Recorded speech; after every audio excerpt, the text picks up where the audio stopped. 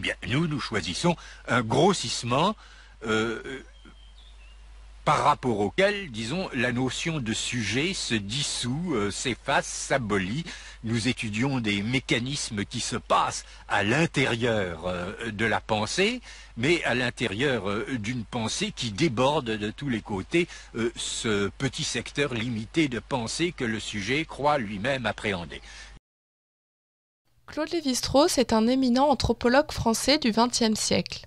Il débute sa carrière intellectuelle en étudiant la philosophie, puis décide de partir au Brésil pour se tourner vers l'ethnologie. Ses premiers ouvrages concernent le développement de l'analyse structurale issue de la linguistique à l'étude de la parenté. En 1962, il publie Le totémisme aujourd'hui, ouvrage dans lequel il dresse une histoire critique de l'objet totémisme dans la pensée anthropologique, en montrant notamment comment les théoriciens évolutionnistes et fonctionnalistes ont projeté des préjugés ethnocentriques dans l'étude des organisations sociales totémiques. Il dénonce ainsi ce qu'il appelle l'illusion totémique, de même que le faux objet que constitue la religion, pour introduire plus précisément la notion de système symbolique. La même année, il publie La pensée sauvage, vaste ouvrage dans lequel il se propose d'étudier les liens entre l'esprit humain et l'organisation sociale. Tout d'abord, il récuse la thèse évolutionniste selon laquelle la pensée primitive serait inapte à l'abstraction, à contrario de la science qui serait la forme de pensée la plus élaborée. En réalité, il s'agit de deux modes de connaissance qui supposent les mêmes opérations mentales et qui ne diffèrent pas en nature. Pour éclairer cette thèse, il soulève le fait que la science n'est pas arrivée récemment dans l'histoire de l'humanité, ce que démontre le paradoxe néolithique. La découverte de la poterie, du tissage, de l'agriculture ou de la domestication animale à la protohistoire n'a pu découler que d'une longue tradition scientifique. Or, pourquoi l'homme aurait-il ensuite connu des millénaires de stagnation avant l'avènement de la science moderne? Selon Lévi-Strauss, cela témoigne du fait que l'esprit humain connaît deux modes distincts de pensée scientifique, la science du concret et la science abstraite. La science du concret est le mode opératoire de l'esprit humain qui rend la logique sensible intelligible. En d'autres termes, la connaissance pratique du monde implique une exigence d'ordre qui se traduit par une classification et un ordonnancement du monde à travers le langage. Il puise dans de nombreux exemples ethnographiques pour montrer que les sociétés primitives ont des connaissances zoologiques et botaniques très fines dont découle une construction taxinomique du monde naturel en différentes espèces. Au-delà du souci d'observation et de classement, la science du concret porte en elle la vérité du déterminisme. En cela, les pratiques magiques et rituelles et la science se distinguent moins de par leur exigence de causalité que de leurs effets pratiques. Et c'est tout le substrat de notre civilisation qui repose sur la science du concret. Il développe également la métaphore du bricolage intellectuel, en référence au bricolage technique, pour mieux comprendre la pensée mythique et la manière dont elle se différencie de la science abstraite.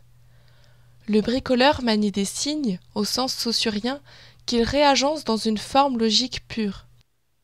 Il ne distingue pas les matériaux des outils, l'observation de l'interprétation, il bricole le monde par pur esthétisme, tandis que l'ingénieur, qui s'inscrit dans la science abstraite, manie des concepts qu'il crée en vue d'imposer au monde un projet. Le bricoleur, en modifiant les rapports entre signifiant et signifié, modifie de facto la structure. Il schématise directement la nature, alors que l'ingénieur, lui, travaille des matériaux issus de sa civilisation, déjà à l'intersection entre nature et culture, et donc produit de l'événement à partir d'une structure. La métaphore du bricolage permet ainsi à Lévi-Strauss d'éclaircir les implications de la logique du sensible au cœur de la pensée sauvage.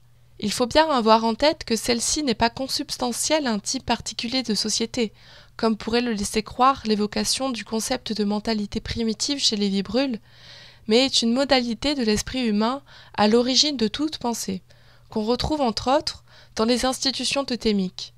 Lévi-Strauss analyse la logique de ce type de classification sociale à travers le prisme de l'analyse structurale.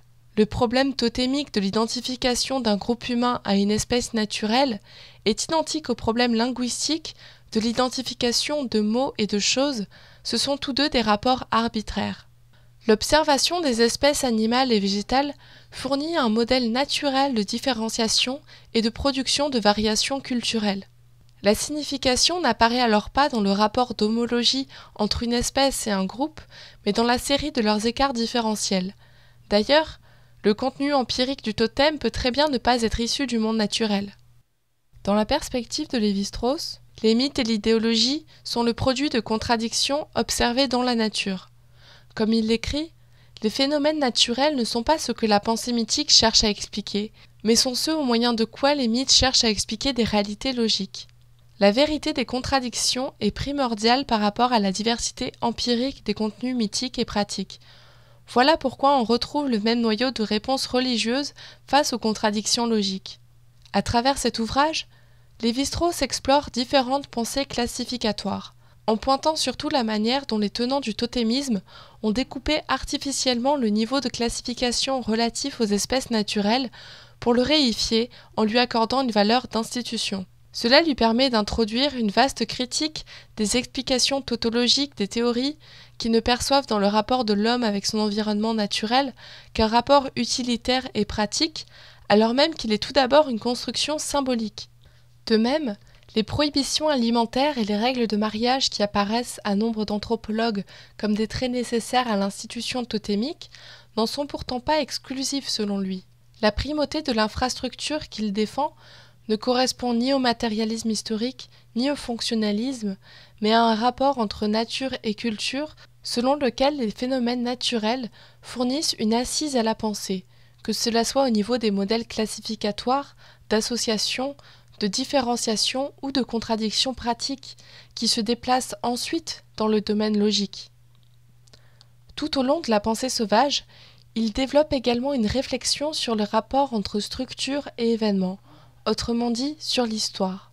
Cherchant à rompre avec la division ethnocentrée entre société avec ou sans histoire, il introduit les concepts de société froide et société chaude pour décrire deux rapports distincts à l'histoire, les premières cherchant à corréler les facteurs historiques au maintien de leur équilibre, les secondes intériorisant le devenir historique à leur développement.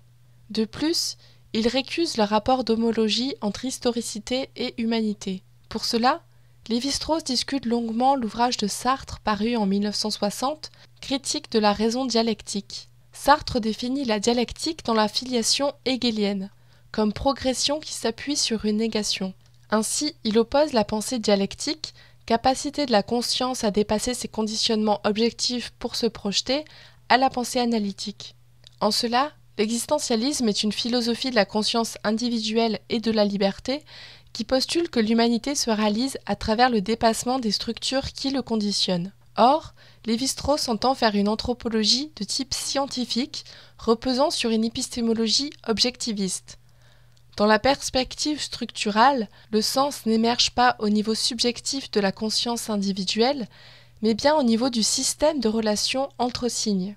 L'anthropologie lévi-straussienne n'est pertinente qu'à condition de prendre pour objet les structures latentes qui conditionnent l'être humain, et c'est là que réside le principal point de discorde avec la philosophie sartrienne, qui, elle, tente de constituer l'homme dans la liberté. Ainsi, écrit-il, que peut-on faire des peuples sans histoire quand on définit l'homme par la dialectique et la dialectique par l'histoire? À travers ce geste d'objectivation de la philosophie existentialiste, qu'il appréhende comme une mythologie de notre temps, Lévi-Strauss relativise l'importance de l'histoire en anthropologie dans le sens où la connaissance historique elle-même est classificatoire. En conclusion, Lévi-Strauss écrit que le propre de la pensée sauvage est d'être intemporelle. Elle veut saisir le monde à la fois comme totalité synchronique et diachronique. La pensée sauvage est pure logique et ne procède pas de l'affectivité ou de l'irrationalité. Comme nous l'avons déjà évoqué, elle n'est pas non plus rattachée à un type de société. Cependant, la pensée devient domestiquée quand elle est utilisée en vue d'un rendement à travers une projection dans l'histoire. C'est ainsi qu'on passe de la logique des qualités sensibles à la science abstraite. Bien qu'il mette à jour les logiques de la science du concret à l'œuvre dans les pratiques totémiques, mythiques, magiques ou rituelles, on ne peut s'empêcher de penser que Lévi-Strauss fasse également une critique de la modernité et de la corruption de la pensée, dans le projet d'asservissement de la nature par la culture dans la science abstraite. Il semble regretter l'ère où l'homme contemplait le monde en pur esthète.